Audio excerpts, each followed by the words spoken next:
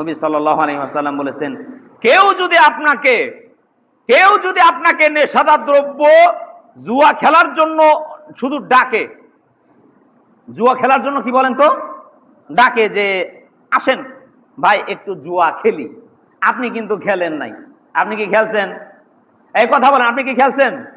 আপনি কিন্তু খেলেন নাই, কিন্তু আপনাকে ডেকেছে যে আসেন ভাই একটু জুয়া খেলি।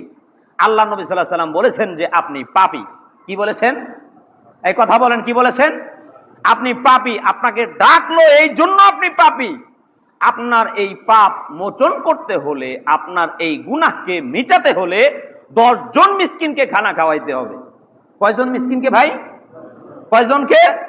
10 জন মিসকিনকে খানা খাওয়াইতে হবে। এবার আপনি অনুধাবন করার চেষ্টা করেন, বিবেক দিয়ে বোঝার চেষ্টা করেন যে এই নেশাদার দ্রব্য খাওয়া, পান করা, জুয়া খেলায় অংশগ্রহণ করা, জুয়ার আড্ডাখানায় যাওয়া কত বড় পাপ, যে পাপ না করেই পাপী, পাপ না করেই পাপী। আল্লাহ তাআলা আমাদের সকলকে এই পাপ থেকে বেঁচে থাকার তৌফিক দান করুন। সকলে বলি আমিন। আসসালামু আলাইকুম ওয়া রাহমাতুল্লাহি ওয়া বারাকাতুহু।